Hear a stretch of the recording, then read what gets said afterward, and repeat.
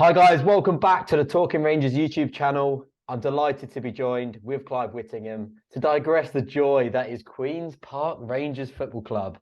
Neil Critchley has been relieved of his duties in the last couple of days, and we are now touting that Gareth Ainsworth will be the man to come in and replace him as a long-term appointment in the new hot seat. Now, we'll start off with Neil Critchley.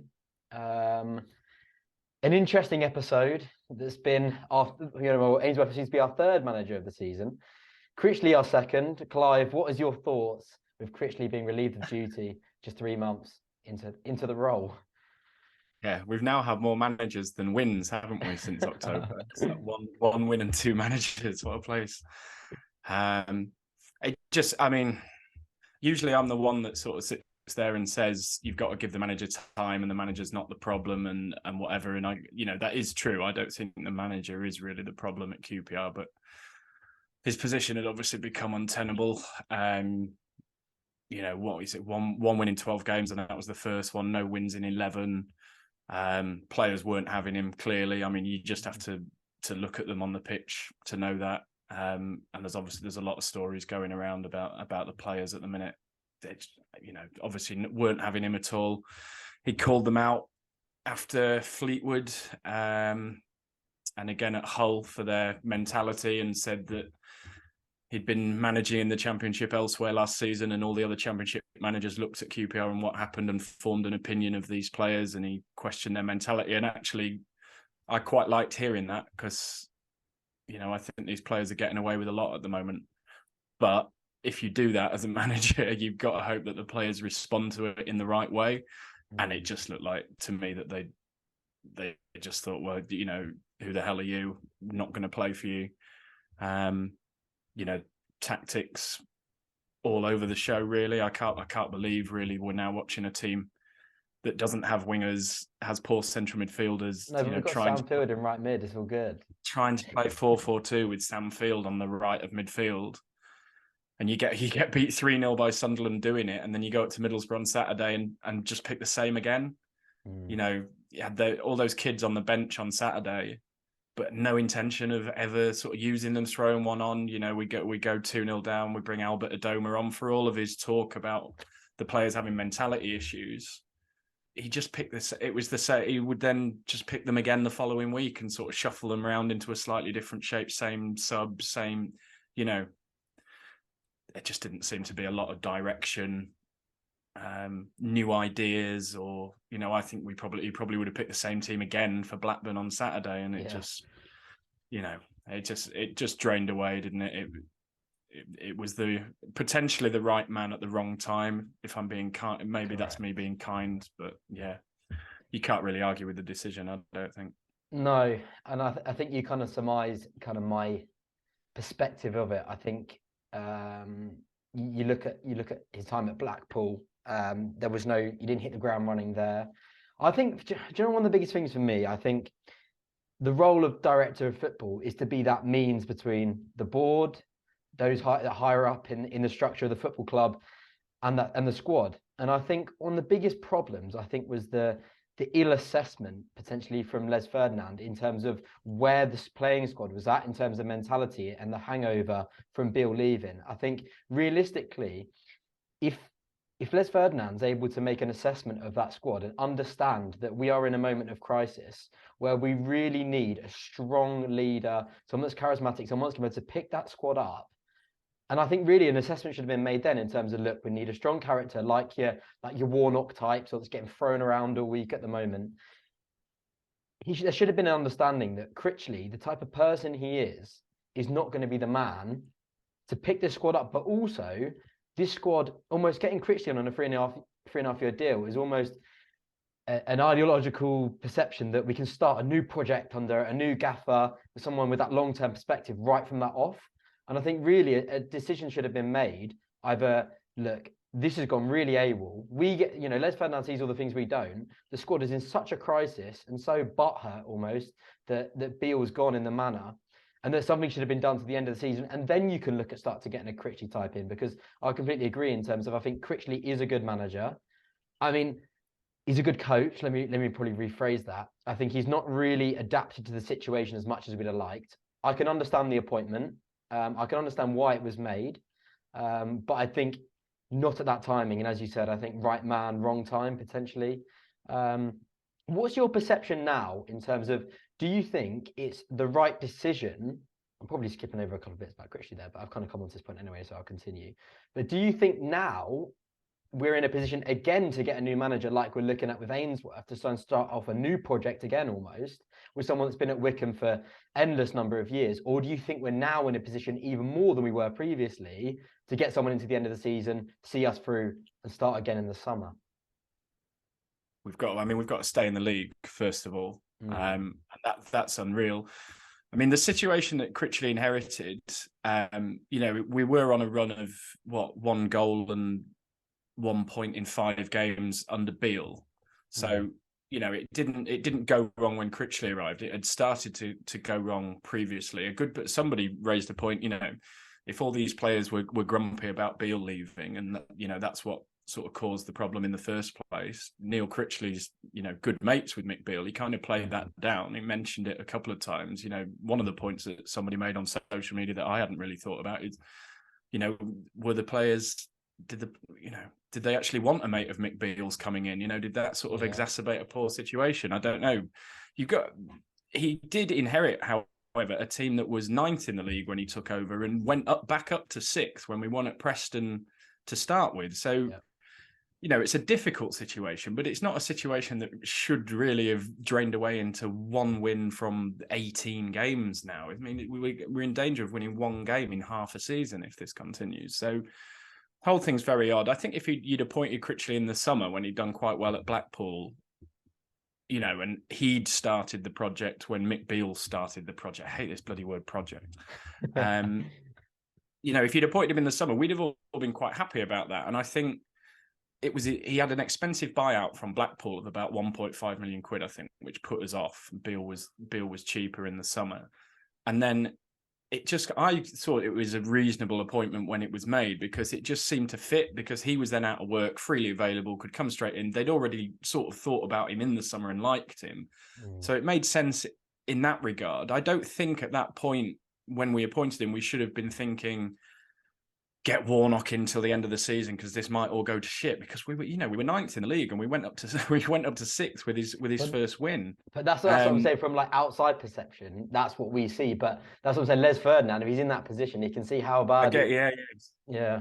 But I mean, he sticks up for the players. I pressed him a couple of times in the interview last week. I was like, these players have phoned it in. They are phoning it in. Beale, lots of them came to work with Beale. Beale's walked out, and you only have to, it's the same players that are injured every week. It's the same players, dropping out of games, and we can see how they're playing and how they were playing before. So they are phoning it in, and he wouldn't have it, I guess, to a certain extent. He's got to sit there and defend them. But I think it's bloody obvious that these players are phoning it in, and the director of football system is meant to prevent this.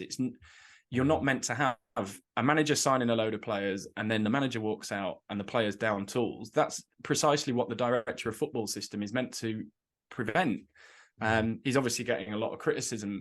Les Ferdinand is someone that I've stuck up for, and had a bit of stick for myself over the years for sort of trying to point out the difficulties of the job that he's trying to do. And some of the good stuff he has done, but it is increasingly difficult to make a case for him, given that that's happened. And he let Warburton bring in people like Lee Wallace, Moses Odebajo, Andre Gray, who he'd worked with before. We got into the summer with no budget and no fullbacks and no budget to do anything about it, because again they'd let Mark Warburton have his boys, Odebajo and Wallace, rather than what we're meant to be doing. So I think you've got to, for him to then let Beale have these players and for it to go the way it's gone, I think you do have to ask questions now, because that is precisely what the director of football model is supposed to prevent. And if we move on to talk about Gareth Ainsworth, Les has tried to explain that the Mick Beale appointment was done on sort of algorithms and data, which again I pushed him on, because how can you have algorithms and data on a manager that's never managed a senior game? the big manager machine that they've got at the training ground, just churning out Mick Beale. I'm not sure I buy that. And if you're going from Mark Warburton, Mick Beale, Neil Critchley, I can kind of see the lineage there and the thinking. So they can at least say we're trying to appoint this similar style of manager. But if you then appoint Gareth Ainsworth, it's like what algorithm is churning out Mick Beale, Neil Critchley, and Gareth Ainsworth? I think they should probably stop talking about algorithm. I suspect algorithm is the word that they heard on the television that other clubs that know what they're doing, have mentioned. So they said it to make themselves feel good. I think you've got to stop talking about algorithms if you're going from Beale to Critchley to Ainsworth. Okay, let me throw this one at you. Is this almost an appointment to appease the fans, or you genuinely think this is a decision that someone that's been highlighted for their merit purely on football basis, ignoring the QPR links? What is your stance on Gareth Ainsworth being linked with a QPR job, who at point of recording is being reported as the man that's going to take over? Yeah, I think it is going to be him. I'm so torn because Ainsworth's done an unreal job at Wickham with no money. Yeah. I think we can all see that to get Wickham in the Championship is a joke, really. That's apart from Burton Albion, I can't really think. Wickham are a League Two club in all everything about them. They're punching in League One for the money they have to spend. So to get them in the Championship and come very close to keeping them there, they what did they get? 43 points. I think at the point total they got would have been good enough in quite a few other seasons to keep them up. And obviously there was the whole Derby thing going on, where Derby's points deduction was done the following year. Like Wickham could easily have stayed up. The difficulty with Gareth, obviously, is people who've watched his Wickham team play, it's not an attractive style. What we're going to find out, I guess, is whether that's a manager he's picking a horse for a course. He's got very limited money to spend. So this is what we're going to do. And we're going to be difficult to play against, and we're going to go long. We're not going to be able to play it around from the back and play an attractive style because I haven't got the money to bring in players that are capable of ball. If it is, and he comes in and tries to play that at QPR, and it doesn't go well, he'll get a lot of grief. I do think people sort of talk about the QPR way a little bit sort of sanctimonious. I mean, like we've just said, at the moment we're playing 4-4-2 with Samfield on the right wing, and we're punting long balls at Chris Martin. Okay, so I don't think we're in a sort of position at the moment where we could be talking about the QPR way. So let's not be so pompous to think that we're miles above Gareth Ainsworth, because everybody loves the Neil Warnock story, don't they? When he says, "I told Casper not to pass to Adele in our own half," and he loves that story, doesn't he? I'll give you that. I'll give it to you. He knocks it. Yeah, it's my northern coming out. And it went long to Helgeson and played off Helgeson and got trapped in the game under Warnock. And Ian Holloway's team that got promoted from the second division was quite a direct team. It was Furlong and two wingers, and so I think we can be a little bit sanctimonious about the sort of QPR way. If Ainsworth does come and play like he does at Wickham, though, and it doesn't go well, he will get grief. To your point, sorry, I should have just started by answering your question, shouldn't I? Well, that's all good. Is it an appeasement? I think it is a little bit, because Ainsworth is always in for the QPR job. It's obviously the job he's always wanted, because he's insane like the rest of us. He's got the QPR bug. He's obviously been pitching for this job forever and ever and ever, and never really been considered because of the style of football he plays. And the style of football he plays is completely contradictory to what they were meant to be trying to do under Beale and Critchley and Warburton. So to go for him now, it does look a little bit desperate and a little bit appeasement. Every time this board starts getting serious grief from the fans, when you start seeing, people pointing the finger at Tony Fernandez or Amit or Ruben or whatever, they do something like this. They brought Ian Holloway back in a situation like this, when no other club in the Championship would have appointed Ian Holloway. They re-signed Jamie Mackey when we got relegated and made Chris Ramsey the manager. Everyone was pissed off. They bring Jamie Mackey back. It is a lever that they like to pull. Let's just go nostalgia. Who was the manager when they got Clint Hill for a trial? Who was that? Was that Jimmy Floyd Hasselbank? At like 36. Yeah, it's just Matt. So they do like to pull a nostalgia lever, don't they? It is one way, because you know what the atmosphere is going to be like on Saturday compared to what it would. The place is going to be electric, and Gareth's going to come out dressed in God knows what, bloody with his snake guitar. boots or something. Yeah. With the big guitar motion, and the ground's going to be up, and and might give us that little boost and lift that we need to just get the points on the board to keep us up, because that's the situation we're in now. Long term, what it is. So yeah, I do think you're right. A little bit, I do think it is an appeasement, just trying to sort of calm the angry crowd. Yeah. There's a couple of things that I've got a couple of things. 51% win percentage this season. They won the last 5 games. It's at 7th in the league. Obviously, there's a couple of really big benefits that obviously he's got the passion for QPR, loves the club, as you rightly mentioned. He's worked under an extremely tight budget, which I think is going to be something he'd be familiar with as soon as he walks through the door. There's a couple of asterisks that you kind of touched upon and went through.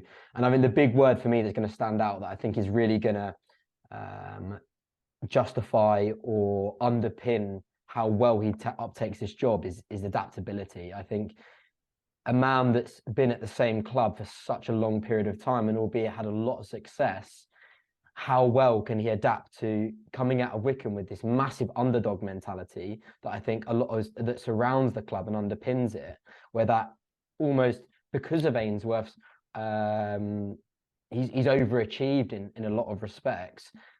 He's got a lot of buy-in from the fan base. He's massively popular around the club, albeit he is going to be popular as soon as he walks through the door in terms of the 7 years he had at QPR.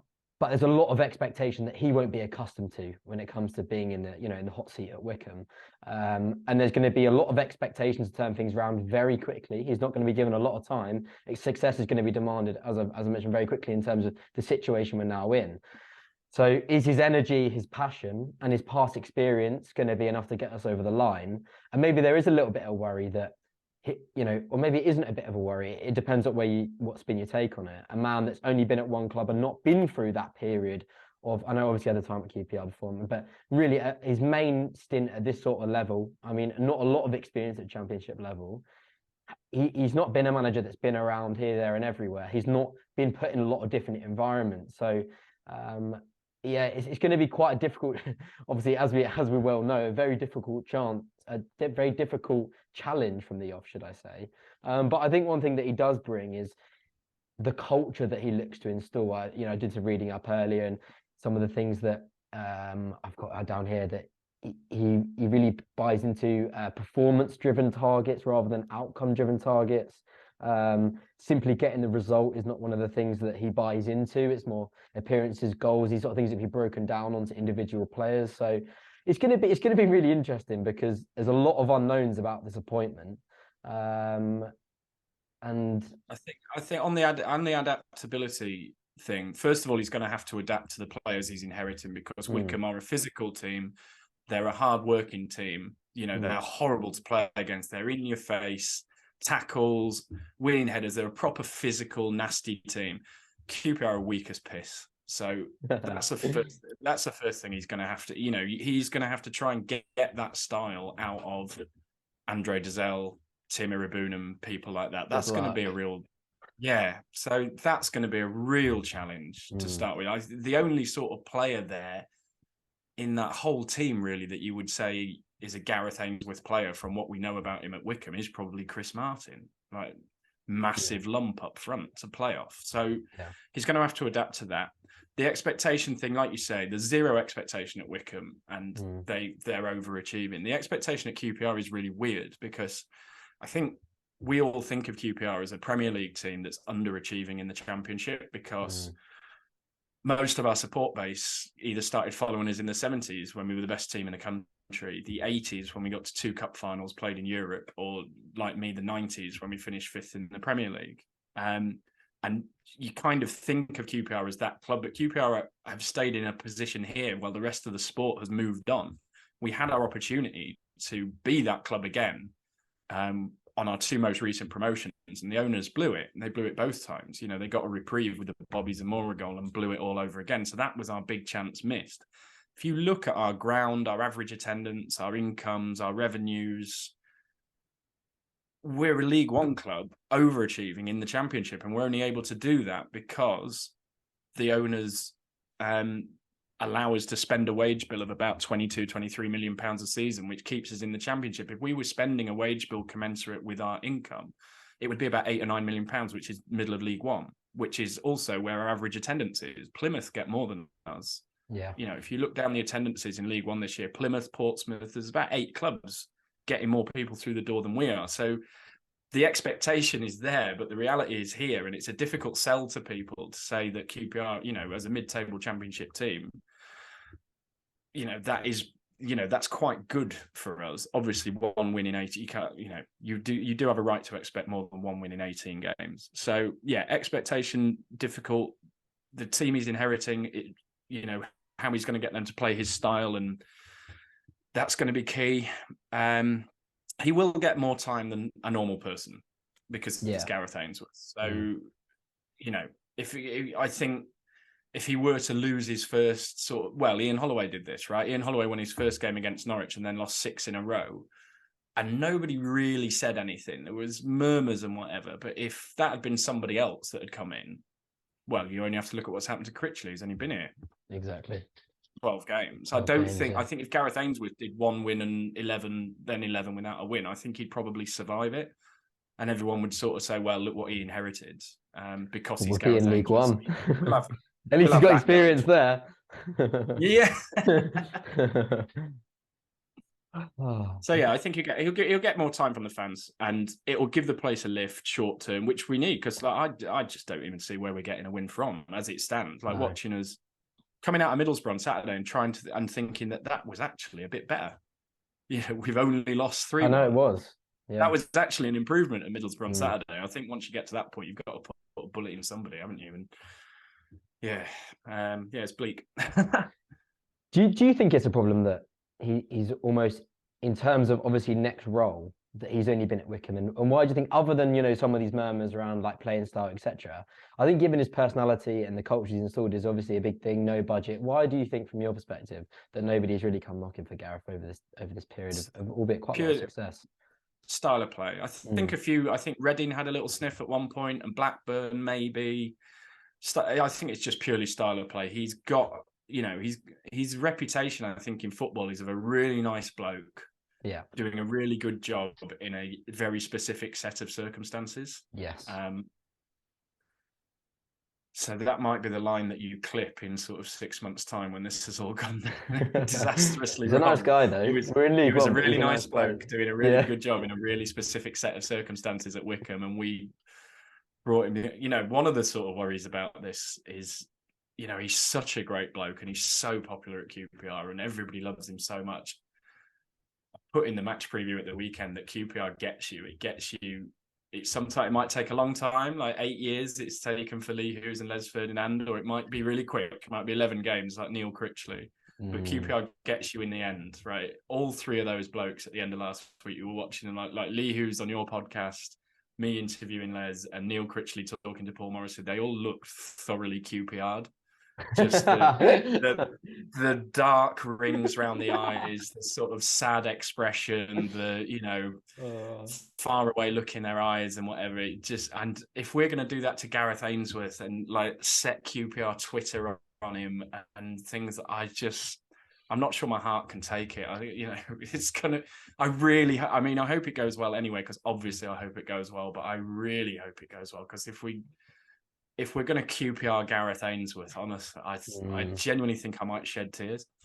It doesn't leave a nice taste in the mouth if that's something that's on the horizons, which, as you say, probably is at some point. It's just more matter of when.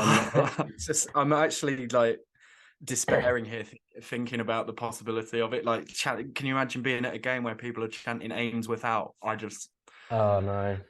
Oh, there's not enough Peroni in the world.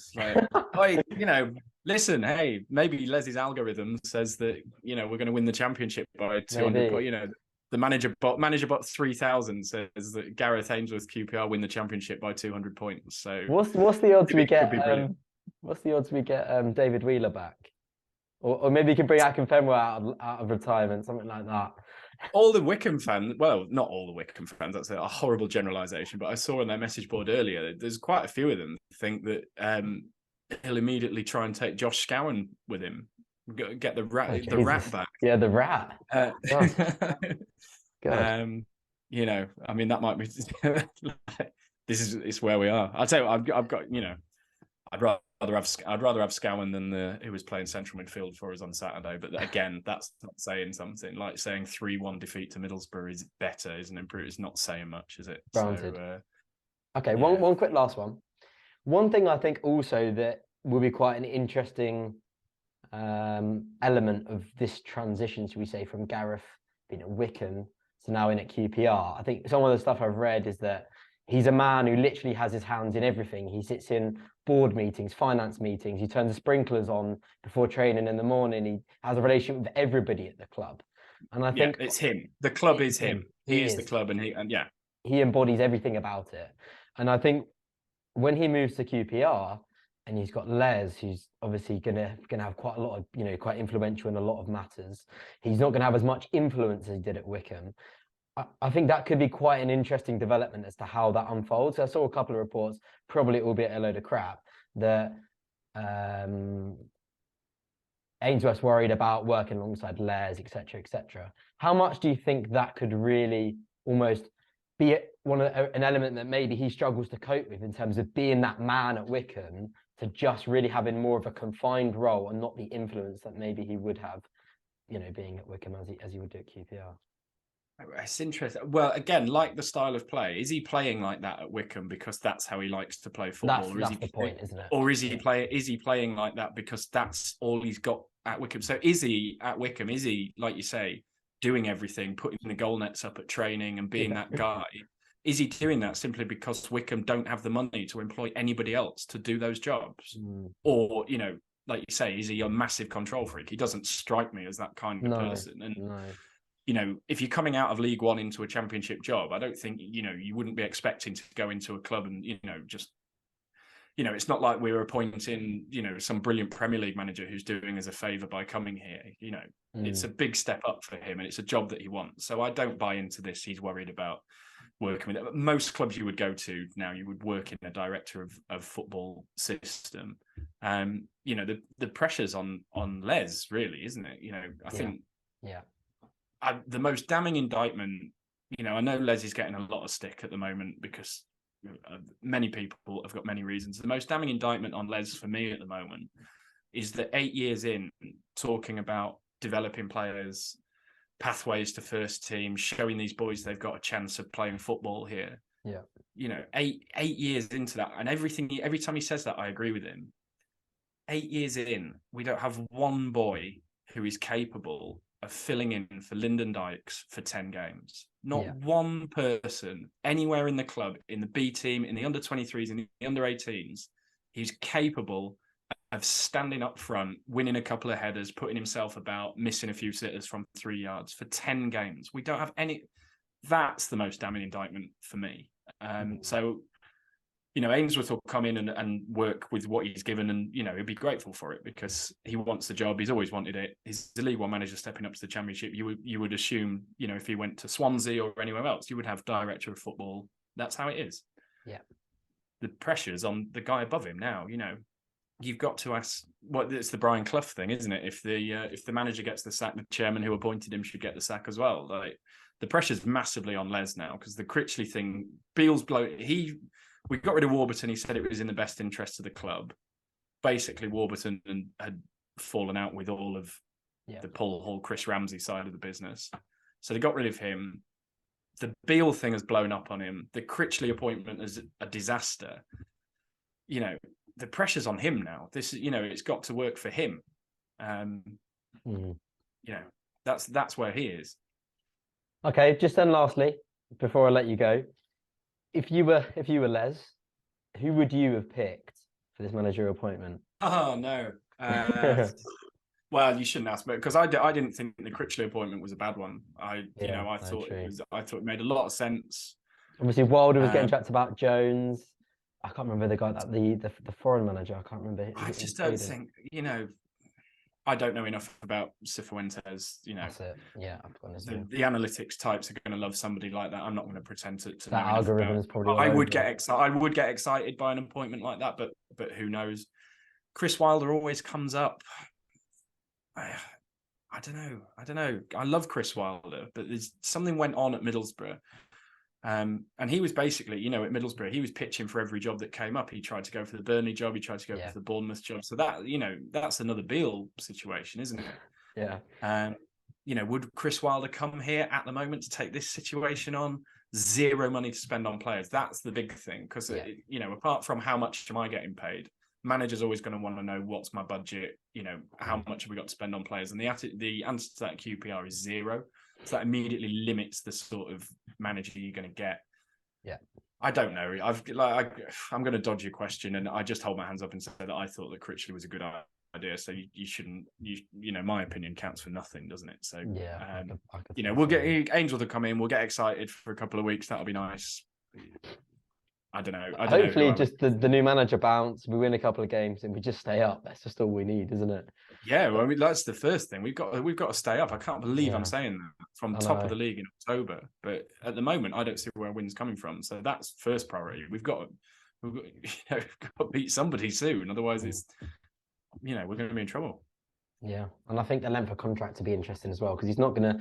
That's what people say. Give it Ainsworth till the end of the season. It's like he's not going to leave his job at Wickham for a couple of months at QPR. No, exactly. No. You know, he wants the job, but he doesn't want it that much. You know. No, yeah, just to throw everything he's done down the drain. I don't think so. So I think again it will be probably like at least a 2.5-year deal, something like that. And yeah, we can. Well, I think it's cost them about £1 million to ditch Critchley and his two assistants from their 3.5-year deal. So that's the Beale money basically gone. Yeah. It was nice. It was get rested in our account for about 20 minutes. Yeah. Oh, the joys. Well, thank you very much. We wouldn't have it any other way, wouldn't we? We wouldn't have it any other way. No. I never thought by the end of this week we'd have Gareth Ainsworth leading us out on Saturday. But I guess with QPR, nothing's ever been never a surprise. Can you imagine if when we were sitting in the Crown in October time, like before we played Wigan, when we beat Wigan 2-1 to stay top of the league, me and you having a drink in the Crown, I said, do you know what? By the middle of February, we're going to have won 1 of 18, worked through 2 more managers, and Gareth Ainsworth's going to be in charge, and we're going to be desperate for 6 points to keep us up. Like, I'd have asked you what you were drinking, and I'd have got myself a couple of them. Mad, isn't it? It's mad. Yeah, it's like I've never really known a season like it. I know Millwall did this once, where they were top of the league in December and got relegated after Mick McCarthy left them. But apart from that, it's so weird how it's just gone completely like this. Oh, I know. But hopefully it's a long while down the road until Ainsworth gets QPR'd, as you very well put this evening. But no, Clive, thank you very much for joining me. A pleasure's all mine as always. And yeah. See you on Saturday, mate. See you on Saturday. And hopefully we have a rock and roll of a ball. I don't know where I'm heading with that one, but yeah, let's wrap this up. Rock and roll for joining football, me. Yeah, something like that. That'll do. Cheers, Clive, and I'll see you on Saturday. Cheers, Charlie. See you soon.